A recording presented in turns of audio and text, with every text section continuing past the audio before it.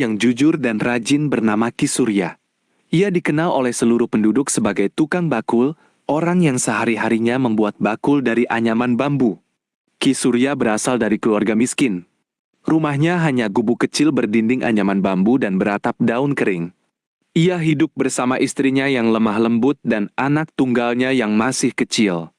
Meski serba kekurangan, Ki Surya tidak pernah mengeluh. Ia bangun sebelum matahari terbit, beribadah, lalu pergi ke kebun bambu untuk memotong batang bambu yang tua dan kuat. Bagi Ki Surya, bambu bukan sekadar bahan baku, melainkan rezeki yang dititipkan Allah untuk keluarganya. Bab 2. Keterampilan yang dijaga dengan ketulusan.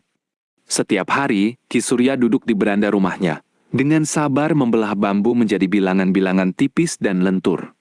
Tangannya kasar dan penuh kapalan, namun gerakannya halus dan teratur.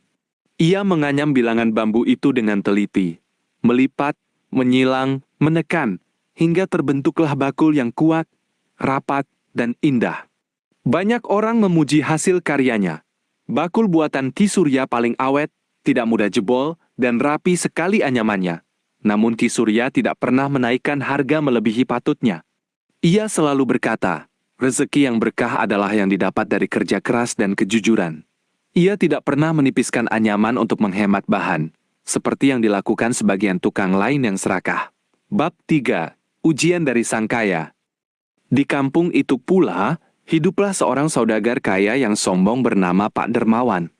Ia memandang rendah Ki Surya karena penampilannya yang lusuh dan sederhana. Suatu hari, Pak Dermawan datang dengan nada meremehkan. "Hei tukang bakul, kau bekerja keras seharian tapi tetap miskin. Jika kau mau bekerja untukku dengan upah besar, kau tak perlu lagi kotor-kotor dengan bambu." Ki Surya tersenyum tenang dan menjawab, "Terima kasih, Pak. Namun anyaman bambu ini adalah rezeki halal yang membuat hatiku tenang. Kekayaan yang didapat dengan cara yang tidak menenangkan hati tidak akan aku ambil."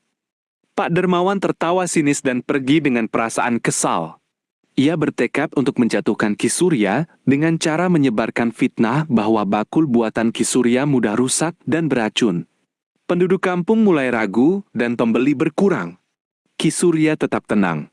Ia memperbanyak sabar, memperbaiki kualitas anyamannya, dan tidak membalas fitnah dengan fitnah. Bab 4. Musim kemarau yang membawa kesulitan. Tak lama kemudian datanglah musim kemarau yang panjang dan terik.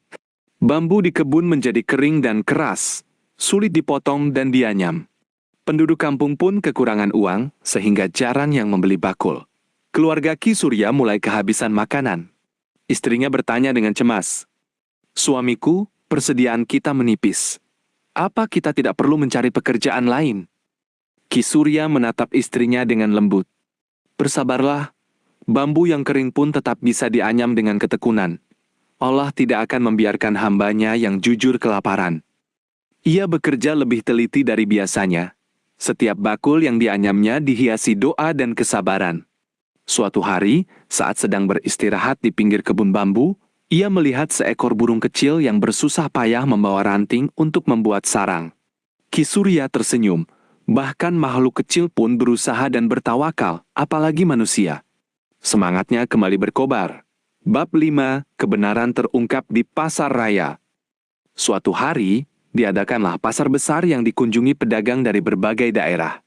Pak Dermawan ikut hadir membawa barang dagangannya, termasuk bakul-bakul yang ia beli murah dari tukang yang curang.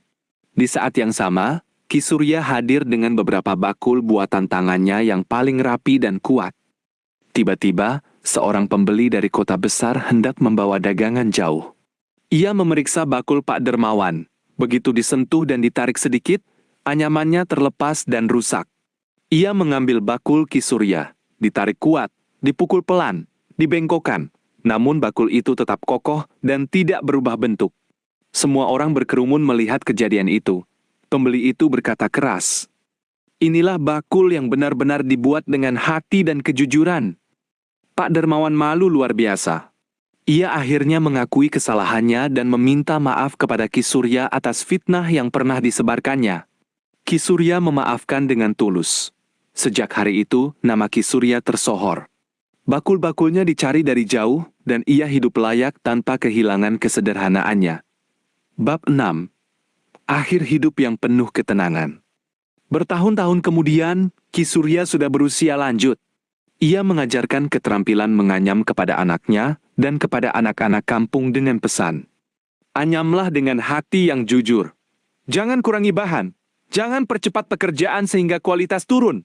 Nilai sebuah bakul bukan pada harganya, tapi pada ketulusan dan kejujuran yang terkandung di dalamnya.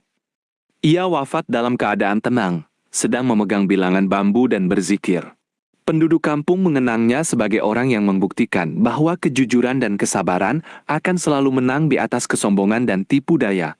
Inti pesan cerita: kejujuran dan ketekunan adalah kekayaan yang tidak akan pernah habis. Pekerjaan yang dilakukan dengan hati tulus, sekecil apapun, akan dihargai pada waktunya. Kesombongan dan fitnah akan berakhir dengan kehinaan, sedangkan kesabaran akan berbuah kemuliaan.